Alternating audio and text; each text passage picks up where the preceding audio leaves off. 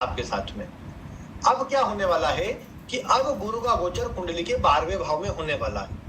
अब अगर चंद्रमा से बात करें, चंद्रमा से जब भी एक भाव पीछे गुरु का गोचर होता है तो ये भाव चंद्रमा के लिए एक प्रकार से बोल सकते हैं कि आपके विचारों को आगे बढ़ाने वाला भाव है। अब आपके मन में आ सकता है कि चंद्रमा और गुरु तो मित्र है, आगे पीछे गोचर होने से इतनी खराबी तो नहीं आना चाहिए, लेकिन ऐसी अवस्था में ये एक दूसरे से द्विद्वादश का योग बना लेते हैं और उसमें भी चंद्रमा से 12वें में स्थित गुरु आप जानते हैं शकट योग का निर्माण करता है, जिसके कारण जिसकी कुंडली में होता है उसकी कुंडली में उतार चढ़ाव वाला प्रभाव रहता है। गोचर में बना है तो कुछ समय के लिए आपके जीवन में उतार चढ़ाव जैसी स्थिति बन सकती है। अब ये निर्भर करेगा कि आपकी चंद्र कुंडली के अनुसार तो लग्न में हो गई, लेकिन आपका चंद्रमा अगर अन्य भावों में हुआ मिथुन राशि में तो वो जिस भावों में बनेगा और जिस तरह की दशा चलेंगी उसमें उतार चढ़ाव वाला प्रभाव आपको अधिक देखने को मिलेगा, क्योंकि चंद्रमा गुरु का ये संबंध आपको उतार चढ़ाव का प्रभाव तो देगा। मन में एक भारीपन आपको महसूस होगा, क्योंकि 12वें भाव में जब भी चंद्रमा से कोई ग्रह ऐसा बड़ा ग्रह होता है या ऐसा कोई ग्रह होता है जिसकी दशा चल रही हो, तो आप ये देख पाएंगे कि ऐसे व्यक्ति को उस समय पर मानसिक दबाव, चिंता, तनाव, नींद की समस्या, एंजाइटी, डिप्रेशन जैसी स्थिति बन जाती है। तो ये मानसिक स्थिति के तो मैं यही कहूंगा कि ये गुरु का प्रभाव आपको थोड़ी चिंता में डालने वाला है, थोड़ा तनाव देने वाला है। हाँ, ये है कि गुरु आध्यात्मिक ग्रह है तो आध्यात्मिक क्षेत्रों से आपको जोड़े, कहीं दूर स्थानों से जोड़ने का काम करे, ये संभव है। एनजीओ आदि से आपको जोड़ने का काम करे, ये भी आप देख सकते हैं। यानी आप लोगों की सहायता कर सकते हैं, दान धर्म कर सकते हैं, लेकिन थोड़ा मानसिक रूप से आपको दबाव या तनाव इस समय महसूस हो सकता है। ये प्रभाव आपकी चंद्रमा से 12वें में गुरु का गोचर जो प्रारंभ होने वाला है उसके चलते देखने को मिल सकता है।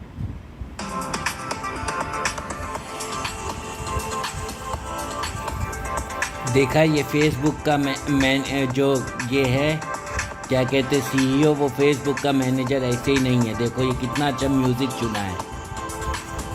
ये म्यूज़िक कितना आसान है और लेकिन कितना मुश्किल भी है एक्सरसाइज में।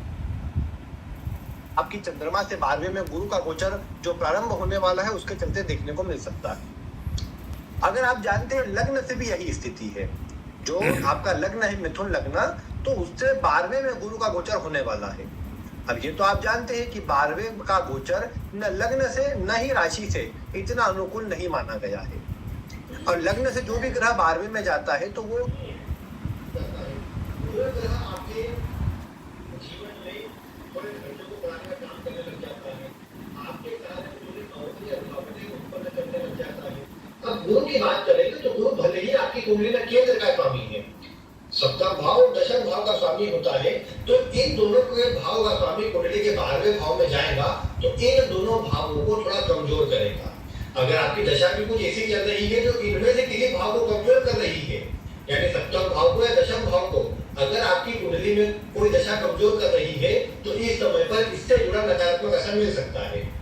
जैसे आपने देखा कि दशम भाव आपके करियर का है, नौकरी का है, व्यापार का है, आप जो कार्य कर रहे थे वो छूट गया। 12वां भाव हानि का है तो आपकी कार्य की हानि हो गई, आपका कार्य छूट गया।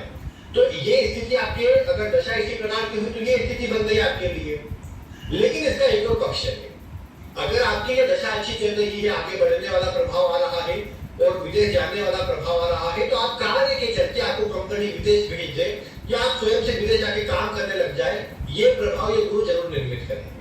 क्योंकि दशम का स्वामी है, दशम का स्वामी 12वें में जाने पर कार्य को विदेश से जोड़ता है, विदेश से इंपोर्ट एक्सपोर्ट करना, विदेश से जुड़कर काम करना, ये स्थिति आपके जीवन में बढ़ सकती है। लेकिन दशा अगर अच्छी हुई तो, दशा खराब हुई तो आप देखेंगे कि इस समय अवधि पर आपके लिए थोड़े मानसिक तनाव, दबाव और चिंता वाला प्रभाव उत्पन्न होगा, जो कि आपको थोड़ा चिंता में डालने का काम ज्यादा करेगा।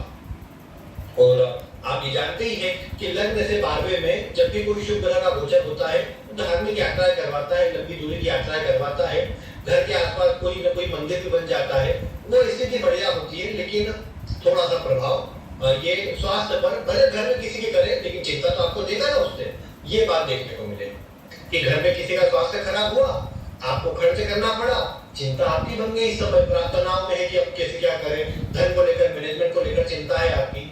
ये बात क्या है, क्योंकि वृषभ राशि जो है धन की राशि है, धन कमाने की और धन बचाने की राशि है।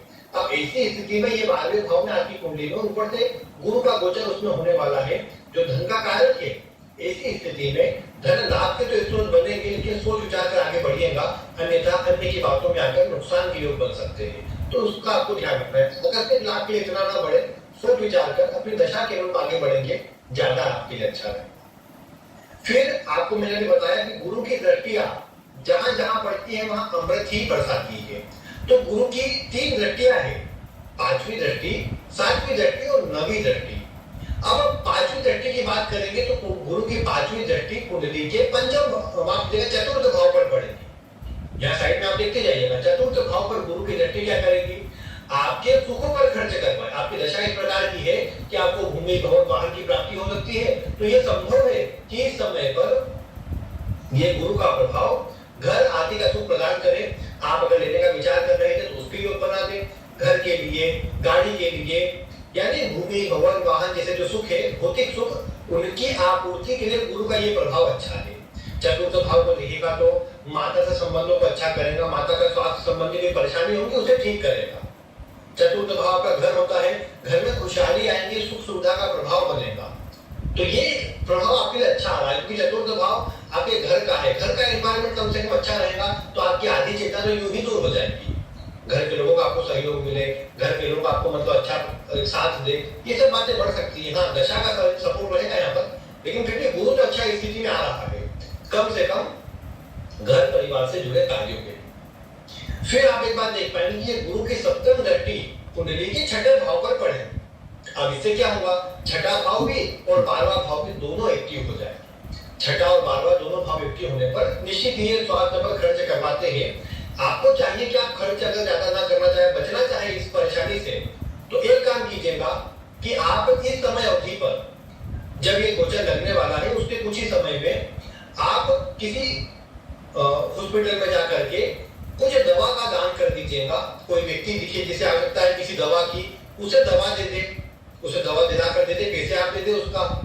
तो ये जो प्रभाव रहेगा, आप जब दूसरों को दवा का दान करेंगे, दवा आप दूसरों लोगों को देंगे, बांटेंगे, तो इससे गुरु का जो प्रभाव है वो समाप्त हो जाएगा। जो नकारात्मक स्थिति 6ठे भाव पर दृष्टि होने से आपके स्वास्थ्य के लिए आ सकती है, ये थोड़ा आपके लिए बचाव वाली स्थिति में आ जाएगा। तो इसकी स्थिति इतना खराब नहीं रहेगा फिर। तो इसीलिए 6ठे पर दृष्टि होने से इसका ध्यान रखिए। अदरवाइज 6ठे पर जब भी गुरु की दृष्टि पड़ती है तो ये आपको रोगों से आपको तो बचाने का काम करती है, आपकी थोड़ी सुरक्षा जरूर करती है। हाँ, लंबा कोई रोग चल रहा है, थोड़ा एक्टिव हो सकता है अभी के समय पर कि रोग पर खर्चे के योग है, लेकिन बचाव फिर भी हो जाएगा। 6ठा भाव किसी प्रकार के विवाद का, कोर्ट कचहरी मुकदमों का है, तो ये गुरु की दृष्टि इनसे आपको बचाएंगी, इनसे आपको बाहर निकाल करके शुभ और सकारात्मक असर देने का काम करेगी। आपकी दशा सपोर्टिव हो तो और अच्छा प्रभाव जल्दी मिल जाएगा। तो ये बात आप देख पाएंगे। गुरु की 6ठे भाव पर पड़ रही दृष्टि क्या करेगी कि एक बात जरूर है कि आपका जैसे कहीं पर सोना घूम जाए, क्योंकि गुरु सोने का कारक है। 6ठे पर जब भी दृष्टि होती है तो अधिकतर मामलों में कई बार सोना घूमना, पैसों का नुकसान होना, पैसे खर्च हो जा रहे हैं, नुकसान बड़ी मात्रा में होना, सोने को किसी कारण से गिरवी रखना पड़े, ये स्थिति गुरु ले आता है। क्योंकि गुरु कई बार 6ठे भाव को देख करके लोन मिलने में दिक्कत उत्पन्न करता है, रुकावट उत्पन्न करता है, और लोन कई बार लेना नहीं चाहते हैं, रुकते हैं, थोड़ा बचते हैं, गुरु की दृष्टि जब पड़ती है तब। तो ये बात थोड़ी आ सकती है, इसीलिए आपको कई बार सोना गिरवी रख के पैसे लेना पड़े, ये बातें कई बार आ सकती है। तो ये प्रभाव गुरु के चलते यहाँ पर 6ठे भाव पर दृष्टि होने से जरूर आता है। बाकी विद्यार्थियों के लिए ठीक है, कॉम्पिटिटिव एग्जाम देने के लिए, अपने कोई भी एग्जाम वगैरह उसे क्लियर करने के लिए प्रभाव अच्छा रहेगा। हाँ, जो विवाह के लिए प्रयास कर रहे हैं उनके लिए इतने अच्छे योग नहीं है।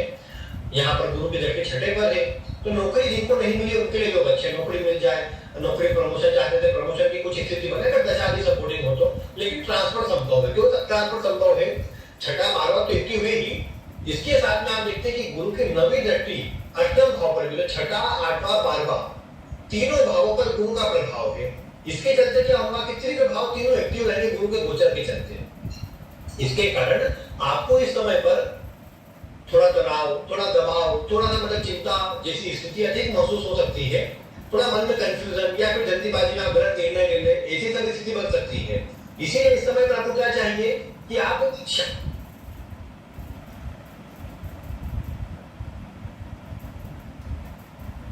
सहायता से, उनका सपोर्ट लेकर, उनसे बातचीत करके या कोई प्लानिंग करके फिर आगे बढ़े। एकाएक आगे बढ़ने से आपको इस समय पर बचना चाहिए। बाकी अष्टम भाव ए लाइट आता है चला जाता है। पार्षद आयों के लिए जी, अच्छी होती है, आध्यात्म में रुचि हमारे प्रदान करती है। पार्षद जी कैलाश पांडे जी मतलब हैं, मैं बोल सकता इनको हूँ कि शेयर डैम मार्केट बनाना में, नहीं लॉटरी आता सेक्टर, जुए में भी आपकी रुचि कि जा हम सकती लोग है, एक थोड़ा डैम बचाव बनाएं कीजिएगा भी। और लेकिन एक कानपुर बात ये की जरूर है कि बिजली की गुरु का समस्या प्रभाव को जब दूर अष्टम पर करें। जाएगा तो ज्योतिष में, रहस्यमय विषयों में, ओकल्ट साइंस वाले जितने विषय हैं उनमें आपकी रुचि बढ़ेगी। इस समय पर आप सीखना चाहेंगे, आप पढ़ेंगे, ये प्रभाव जरूर देखने को मिल सकता है गुरु के अष्टम भाव पर दृष्टि पड़ने के कारण, जो कि एक अच्छी स्थिति है कम से कम आध्यात्मिक दृष्टिकोण से।